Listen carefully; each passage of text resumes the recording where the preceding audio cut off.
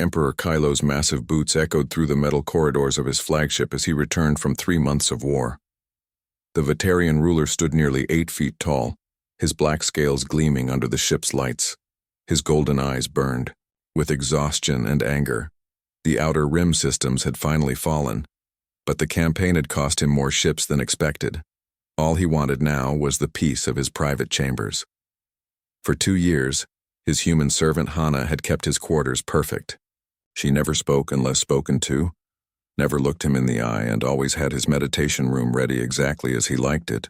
Humans were weak creatures, but they made excellent servants when properly trained. As Kylo approached his door, he stopped. Something was wrong. He could hear sounds from inside his chamber, sounds that should not be there. Was it laughter? Impossible. No one laughed in the Emperor's private rooms. He pressed his ear to the door. Yes, definitely laughter, but not human laughter alone. There was something else, the high-pitched chittering sound that young Vatarians made when they were happy. But that made no sense. The only young Vatarian on his ship was Prince Darrow, his nephew, and the Dragonling had never made happy sounds before. Kylo opened the door slowly and stepped inside. What he saw made him freeze completely. Hana sat cross-legged on his sacred meditation platform, the platform where only he was allowed to sit. In her lap was Prince Darrow, the small green dragonling no bigger than a house cat. The prince's emerald scales sparkled as he wiggled with joy. Hana was singing something in the human language, her voice soft and gentle. 5 little ducks went swimming one day, she sang, moving her fingers like swimming ducks. Over the hill and far away, Mother Duck said quack, quack, quack, quack, but only 4 little ducks came back. Prince Darrow chittered with delight, trying to copy the movements with his tiny clawed hands. When Hana held up 4 fingers, he held up 4 of his own claws. His golden eyes, so much like Kylo's own, sparkled with intelligence and happiness. Kylo had never seen his nephew look happy before. Since being placed in his care 6 months ago, the Dragonling had been quiet and sad. He ate little, slept poorly, and showed no interest in anything. The royal doctors said this was normal for young Vatarians separated from their parents, but Kylo had worried the child might not survive. Yet here was Darrow, laughing and learning as if he were a different creature, entirely. Hana finished her song and picked up a small cloth bag. She poured out colorful beads onto the meditation mat. "Now let's count them, little prince," she said in perfect Vatarian. "Can you show me 3 red beads?" Darrow's small claws carefully picked out 3 red beads, placing them in a neat line. His concentration was intense, his forked tongue sticking out slightly as he worked. When he finished, he looked up at Hana for approval. "Perfect," she said, clapping her hands. "You're so smart, Darrow. Now, can you find 5 blue ones?" Kylo watched his nephew's face light up with pride. In Vatarian culture, children were raised in isolation until they were old enough to prove their strength. They were not praised for small achievements. They were not sung to or taught with games. They certainly were not held and comforted like Hana was doing now. But Darrow was thriving under this strange human treatment. As Kylo watched, Hana began telling the Dragonling a story. "Once upon a time," she said, "there was a brave little dragon who lived on a big ship among the stars." "Like me?" Darrow asked in his tiny voice. "Just like you," Hana smiled. This little dragon was very far from home, but he was not alone. He had friends who cared about him and wanted to help him learn and grow. Kylo's breath caught. Hana was looking directly at Darrow with warmth and affection, the same way Vatarian mothers looked at their children in the brief time before they were taken away for proper raising. But Hana was human. She was a servant. She had no right to show such feelings for a member of the royal family. Yet watching them together, Kylo felt something strange in his chest. When was the last time he had seen any child look so content? When was the last time he himself had felt such peace? Hana continued the story, telling how the little dragon learned to be brave and kind, how he made friends with creatures from different worlds, and how his cleverness was more important than his size. These were not Vatarian values. These were human ideas. Weakness, his military training told him. but Darrow hung on every word. The little dragon discovered that being strong meant helping others, Hana said, and the more he helped, the stronger he became, not just in his body but in his heart. Kylo had heard enough. He stepped into the room, his presence filling the space like a storm cloud. Hana looked up and saw him. Her face went pale with terror. She immediately moved to place Darrow on the floor and dropped to her knees in submission. "Your Majesty," she whispered, "forgive me, I was only—" "Silence," Kylo commanded. His voice was cold as space itself. But Prince Darrow had no fear. The Dragonling ran to his uncle on tiny legs, chittering with excitement.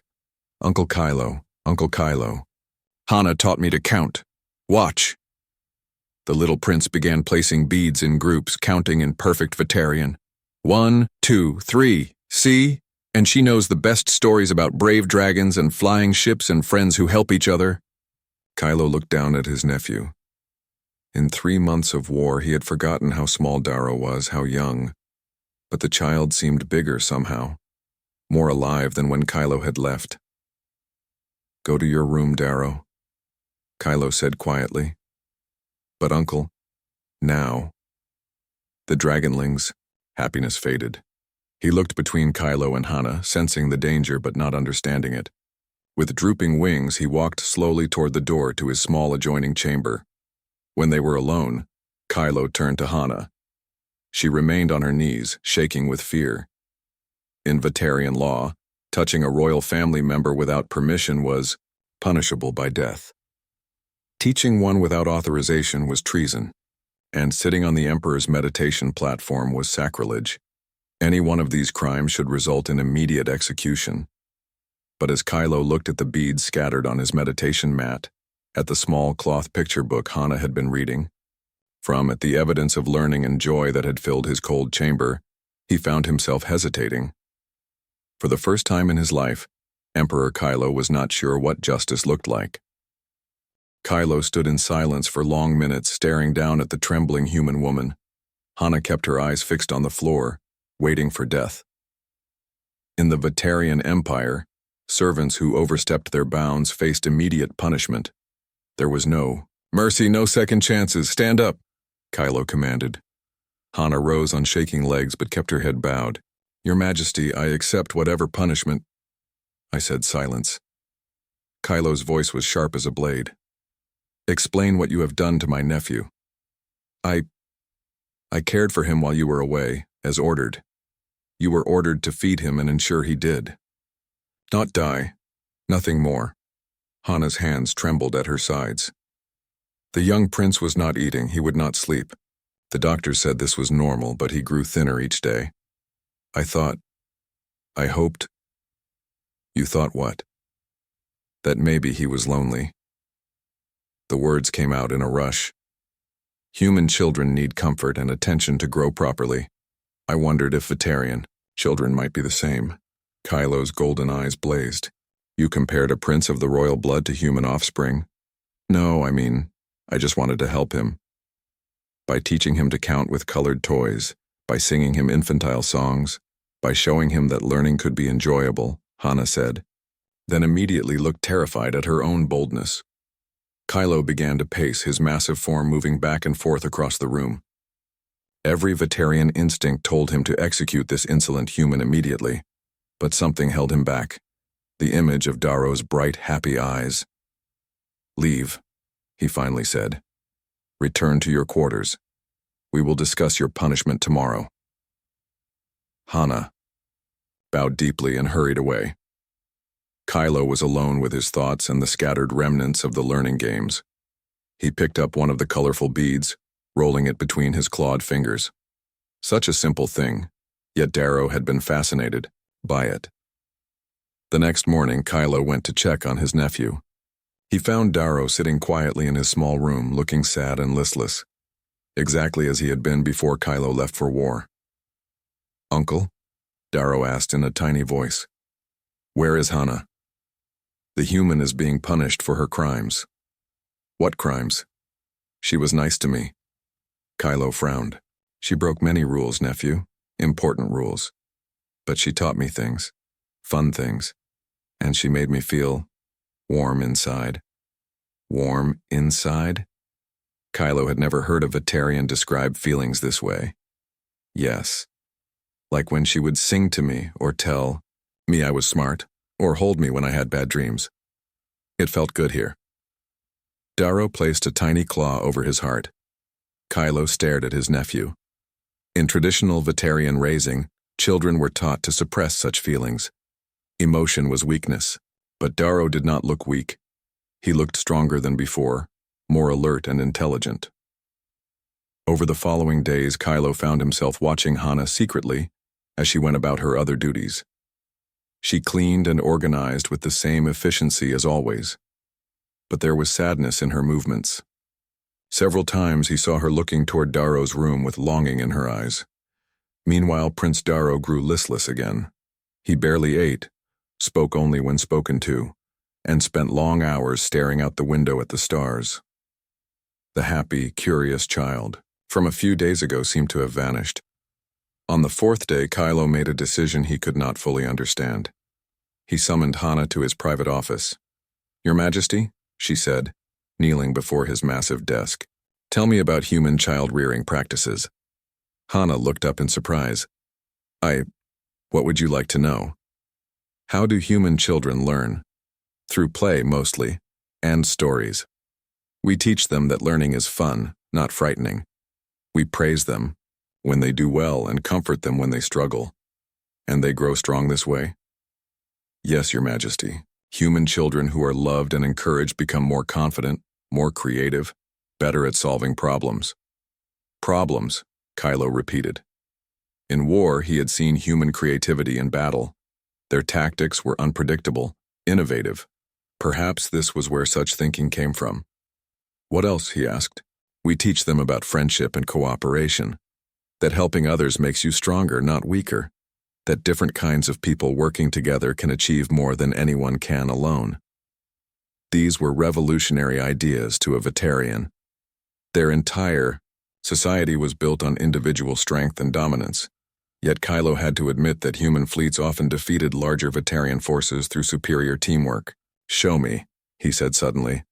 "Your Majesty, show me these human methods, with Prince Darrow, but under my supervision."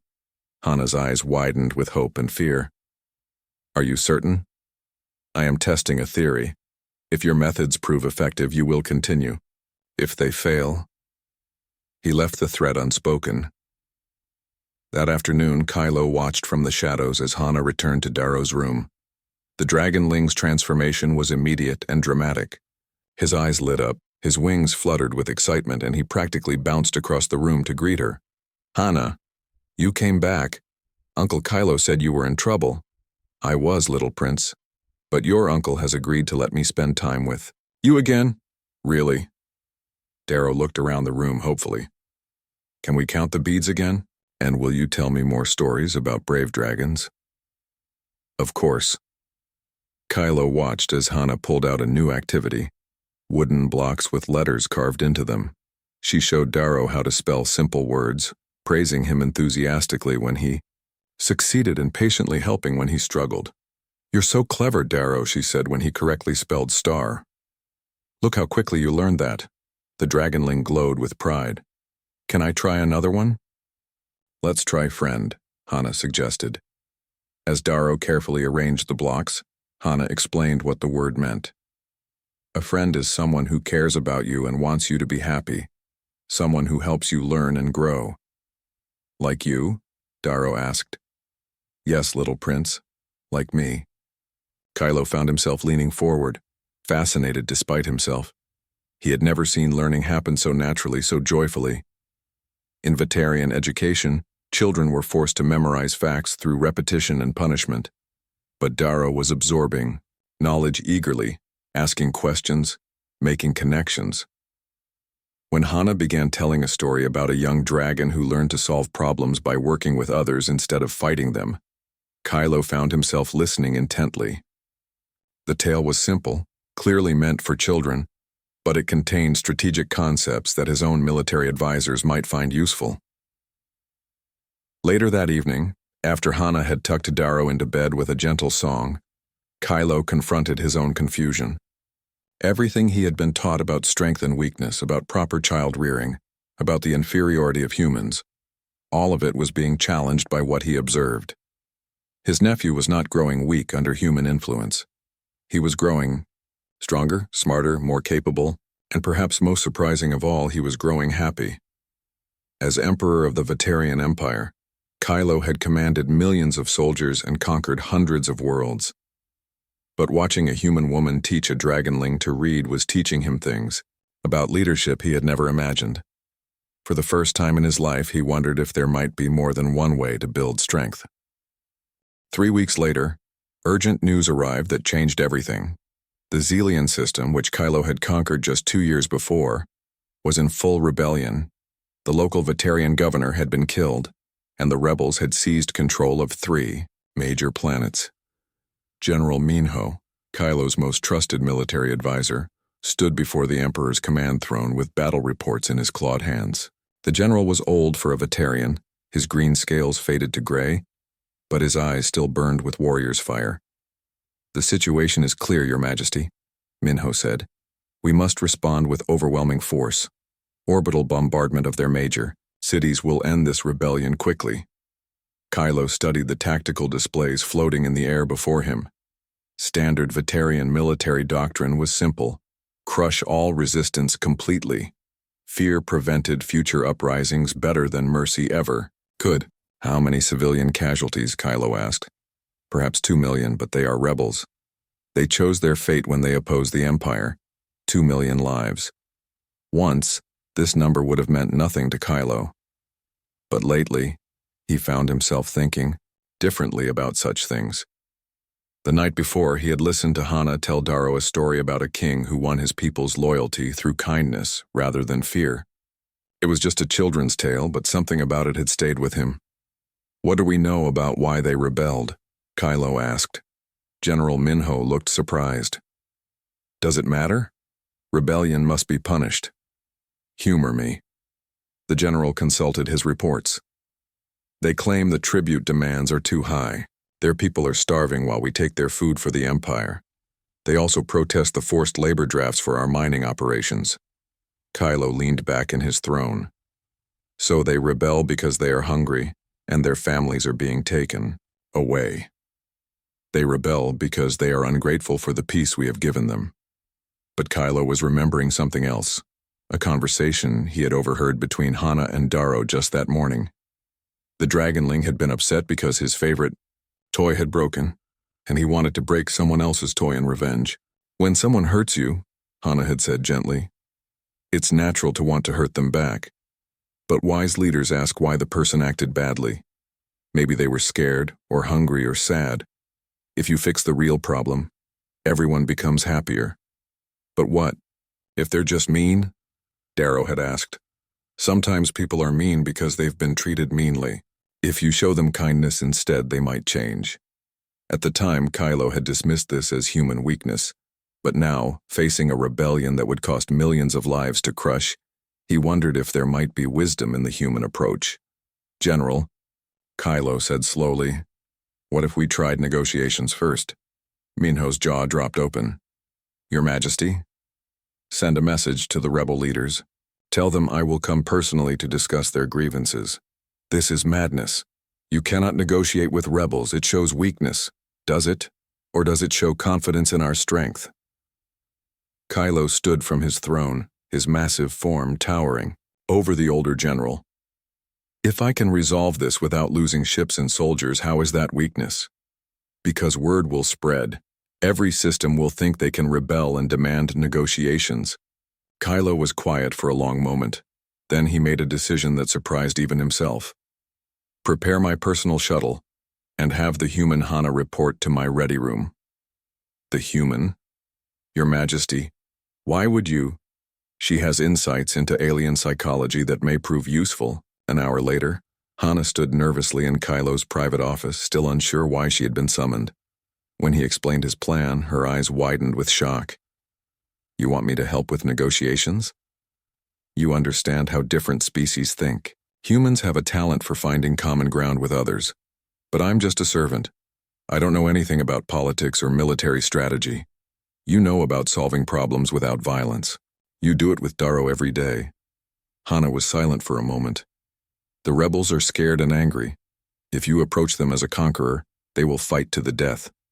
But if you approach them as someone who wants to understand their problems, go on. In human cultures we have a saying, a soft answer turns away anger, but harsh words stir up wrath. If you listen to their concerns first, really listen, they might be willing to listen to you in return." 2 days later, Kylo's shuttle landed on the main planet of the Zillion system. The rebel leader, a tall alien named Taiyang with blue skin and silver eyes, met them with a large armed guard. The tension was thick as atmosphere. "Emperor Kylo," Taiyang said, his voice cold but polite. "I admit I did not expect you to come in person." "I wanted to understand your grievances directly," Kylo replied. "Tell me what has driven you to rebellion." For hours they talked. Taiyang explained how the tribute demands had grown heavier each year, how their children were being taken for forced labor, how their people faced starvation while their food was shipped to Vatarian worlds. Throughout the discussions, Hana sat quietly beside Kylo, occasionally whispering suggestions in his ear. When tensions rose, she would suggest he ask about Taeyang's family. When the talk seemed to stall, she would recommend acknowledging the legitimate pain in the rebel leader's words. "Your people have suffered," Kylo found himself saying. "That was not my intention when I conquered this system." Taeyang looked surprised. "You admit there have been problems? I see now that my governors may have been too harsh. Tribute that starves your people serves no one. Dead workers produce nothing." Slowly, carefully, they began to find solutions. Kylo agreed to reduce tribute demands to sustainable levels. The forced labor drafts would be replaced with voluntary work programs that paid fair wages. Local leaders would have more say in how imperial policies were implemented. In return, Taiyang agreed to end the rebellion and work within imperial law to address future grievances. When they sealed the agreement, General Minho pulled Kylo aside. "Your Majesty, the other governors will see this as weakness. They will expect similar concessions." "Let them," Kylo said. "A system that produces willing allies is stronger than one that produces bitter slaves." On the flight back to the flagship, Hana sat quietly, still amazed at what had happened. "You did well today," Kylo told her. "I barely said anything. You helped me see what I was missing. In Vatarian culture, we believe showing understanding is the same as showing weakness. But today I learned that understanding your opponent can be the greatest strength of all." That night, as Hana tucked Prince Darrow into bed, the Dragonling asked about their trip. "Did Uncle Kylo fight the bad people?" "No, little prince. He talked to them. And it turned out they weren't really bad people at all. They were just scared and hungry. Like in your stories?" "Exactly like in the stories." Darrow yawned sleepily. "Uncle Kylo is learning to be a wise king, just like in the tales you tell me." As Hana dimmed the lights, she couldn't help but smile. Perhaps the most important lesson she had taught was not to a Dragonling, but to an emperor. And perhaps the most powerful force in the galaxy was not weapons or fear, but simple understanding between different kinds of people. 6 months passed, and Prince Darrow grew larger and more intelligent each day. Under Hana's guidance, he had learned to read in 3 languages, solve complex puzzles, and understand basic mathematics. More importantly, he had developed something rare among young Vatarians: compassion. This became a problem when Elder Jiho arrived for the annual royal inspection. Elder Jiho was ancient even by Vatarian standards, his black scales now silver with age, his golden eyes dim but sharp with cunning. As the head of the Imperial Council, he had the power to remove unsuitable heirs from the line of succession. He had done so before. Kylo stood in the main docking bay as the Elder's ship arrived, trying to hide his nervousness. Beside him, General Minho looked equally uncomfortable. "Remember, Your Majesty," Minho whispered. "The Elder values traditional Vatarian strength above all else. Perhaps you should keep the human away during his visit." But it was too late for that. Elder Jiho's inspection would be thorough, and he would certainly discover Hana's influence on Darrow. Better to face the situation directly. The elder emerged from his ship surrounded by stern-faced advisors. His movements were slow but purposeful, like a predator conserving energy for a killing strike. Emperor Kylo. Jiho's voice was dry as ancient paper. It has been too long. Welcome aboard, honored elder. I trust your journey was comfortable. Comfortable enough.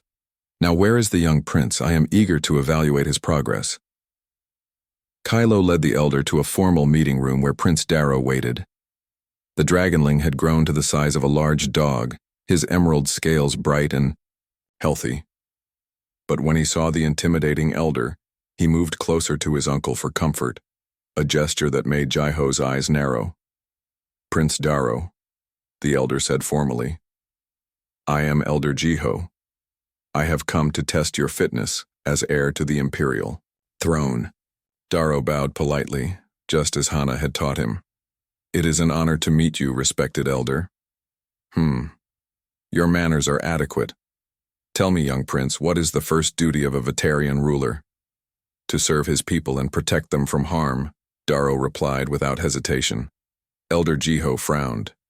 That is not the traditional answer. The first duty is to maintain strength and dominance over all lesser species. But Uncle Kylo taught me that truly strong leaders take care of those who depend on them. Like how a parent protects their children. The elder's frown deepened. And where did your uncle learn such interesting ideas? Before Kylo could speak, Darrow answered proudly. From Hana. She tells the best stories about wise rulers who win through kindness and cleverness, instead of just fighting. The room fell deadly silent. Elder Jiho's golden eyes fixed on Kylo with the intensity of laser beams. I see.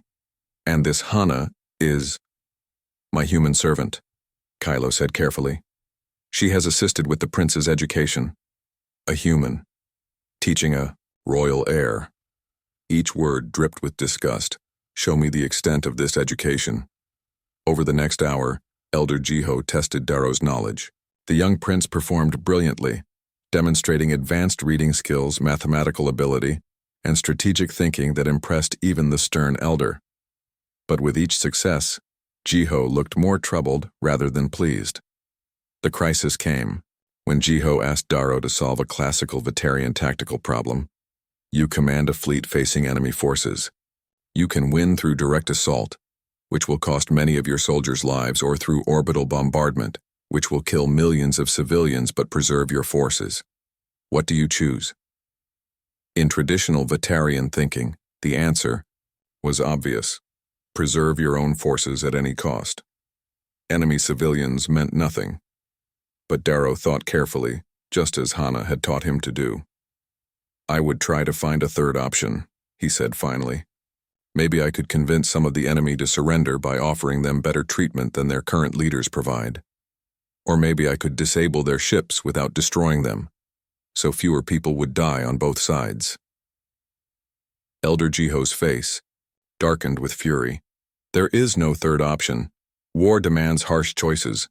A ruler must be willing to sacrifice lesser beings for the greater good of the empire. But what if there were a way to win that made everyone safer and happier? Darrow asked innocently. Wouldn't that be better for the empire too? Weakness, Jiho snarled. This is what comes of allowing humans to corrupt our youth. The prince has been poisoned with alien sentiment. That evening, Elder Jiho demanded a private meeting with Emperor Kylo. The old Vatarian's anger filled the EA room like poison gas. This is intolerable, Emperor. The prince shows every sign of dangerous softness. He thinks like a human, not a Vatarian. He is intelligent, creative, and shows excellent judgment, Kylo replied. He shows mercy toward enemies. He seeks compromise instead of dominance. Under his rule, the empire would collapse within a generation. Or it might grow stronger than ever before. Elder Jiho stared at Kylo in shock. You truly believe this human nonsense?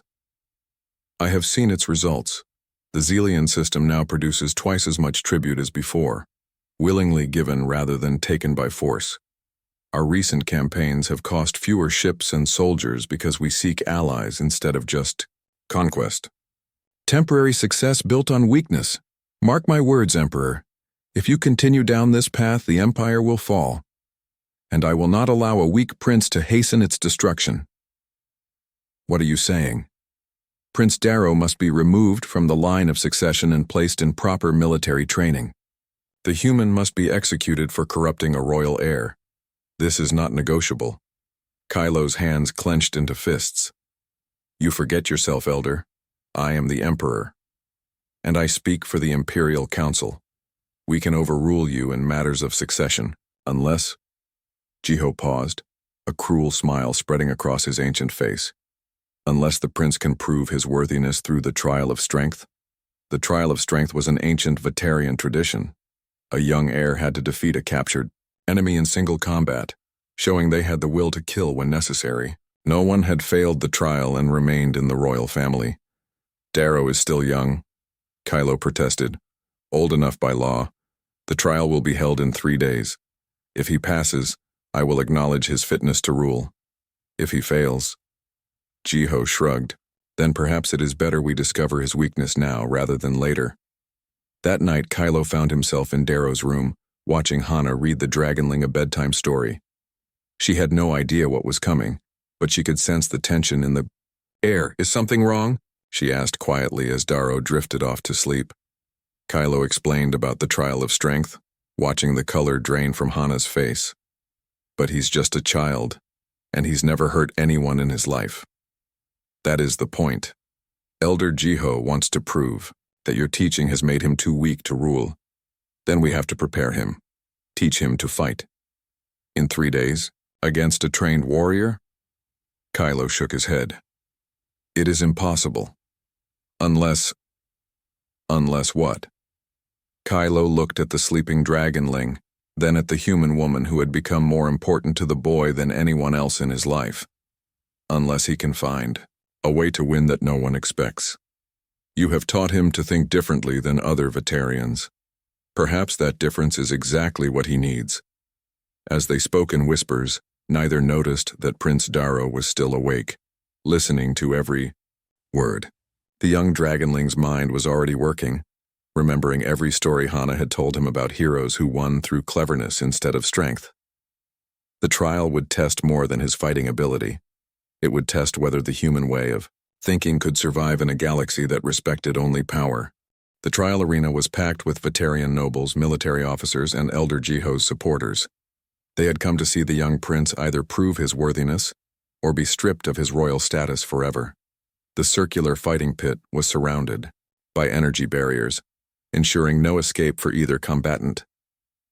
Prince Darrow stood in the center of the arena, looking impossibly small. He had grown over the past months, but he was still just a child facing a fully grown warrior. His opponent was a captured Thrakari soldier, a species known for their vicious fighting skills and hatred of the Vatarian Empire. The Thrakari warrior was twice Darrow's size, covered in natural armor plating and armed with razor-sharp claws.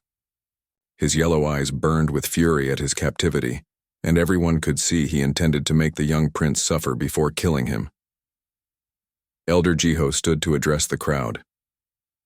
Today we witness the ancient trial of strength. Prince Darrow must defeat this enemy in honorable combat or be deemed unfit for the throne. In the royal viewing box, Emperor Kylo sat rigid with tension. Beside him, Hana clutched the edge of her seat, her knuckles white with fear. They had spent the last 2 days trying to prepare Darrow, but what could they teach him in so little time? Remember, Hana had whispered to the young prince before the trial, the strongest heroes in my stories never won just by being bigger or stronger.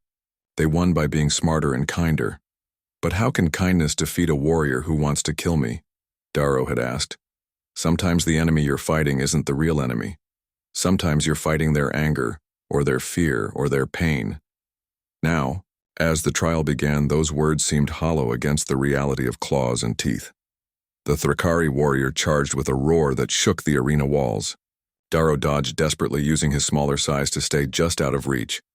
But everyone could see this was only delaying the inevitable. The warrior was faster and stronger, and the arena was too small for Darrow to run forever. "Fight back, coward," someone shouted from the crowd. "Prove you have Vatarian blood," called another. But Darrow did something unexpected. Instead of attacking, he began to speak to his opponent in the Thrakari language, a skill Hana had taught him during their cultural lessons. "I know you hate me," Darrow said, still dodging the warrior's attacks. "I know you hate all Vatarians, because we conquered your world." The warrior paused, surprised to hear his own language from his enemy's lips. "You think I'm just another tyrant," Darrow continued. "But what if I told you I want to change things? What if I promised that when I rule, your people would be treated as allies instead of slaves?" The Thrakari snarled. "Lies. Vatarian promises mean nothing." "Then test me. If you kill me now, nothing changes. My uncle will choose a new heir, probably someone who will make things worse for your people. But if you let me live, if you give me a chance to prove myself, I swear by the honor of my family that I will work to free your world." The crowd was murmuring now, confused by this strange turn of events. Elder Jiho looked furious. "This is not combat, this is weakness and trickery." But the Thrakari warrior had stopped his attack entirely. He stared at the young prince with suspicion and growing curiosity. "Why should I believe you?" "Because," Darrow said, moving slowly closer to his opponent. "What do you have to lose? Your world is already enslaved. Your people already suffer. But if there's even a small chance I'm telling the truth, isn't that worth more than revenge?" The warrior's claws trembled with indecision. "You're just a child. Even if you mean it now, power will corrupt you." "Maybe, but the woman who taught me to think this way was once a slave like your people.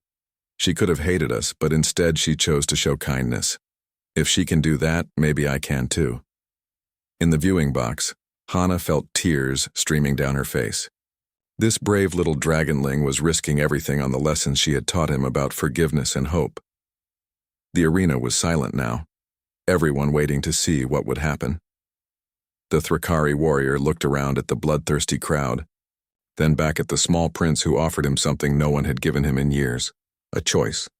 Finally, the warrior did something that shocked everyone. He knelt before Prince Darrow. "I submit to you, young prince, not because you defeated me in battle, but because you gave me reason to hope." The crowd erupted in chaos. Some cheered at this unexpected victory, while others shouted accusations of cheating and cowardice.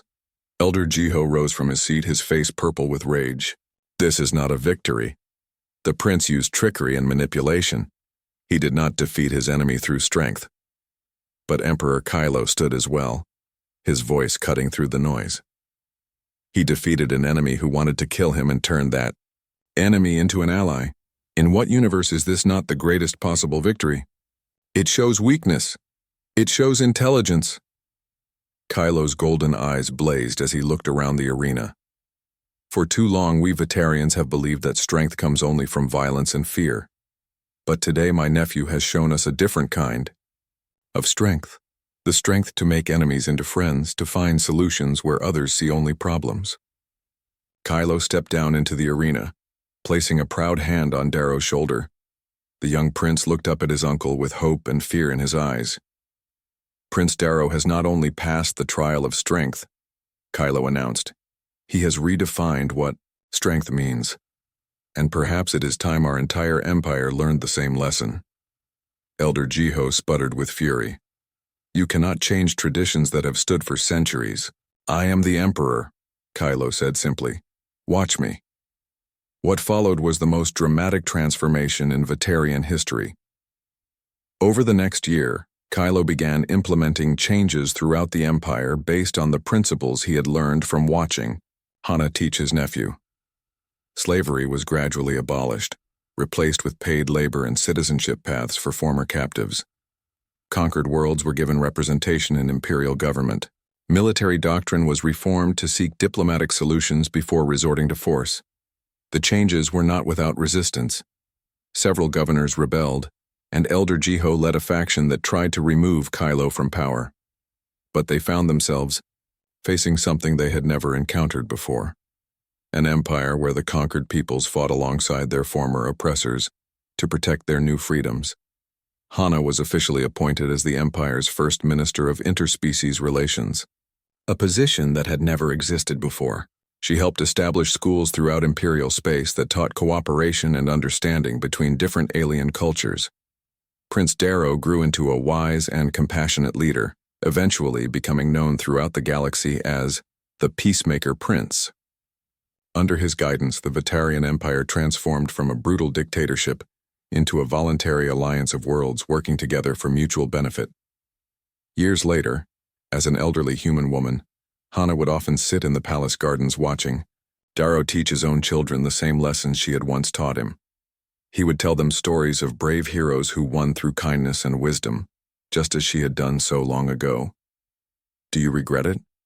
Kylo asked her one evening as they watched the sunset over the capital world. "Giving up your quiet life to help change an empire?" Hana smiled, thinking of that first day when she had found a lonely dragonling in need of comfort. "All I did was show love to a child who needed it. Everything else grew from that." Such a small thing to have such vast consequences. "The most important things often are small," she replied. "A kind word, a gentle touch, a story told with love. These seem like little things, but they can change the galaxy." As the stars came out above them, the reformed Vatarian Empire stretched across countless worlds where former enemies now lived and worked together in peace. And it all began when one human servant chose to sing lullabies to a lonely alien child, teaching him that true strength comes not from conquest, but from compassion. The galaxy was vast and full of different peoples, but thanks to lessons learned, in a simple act of kindness, they were no longer alone in the dark. They had found something worth more than any empire. They had found each other.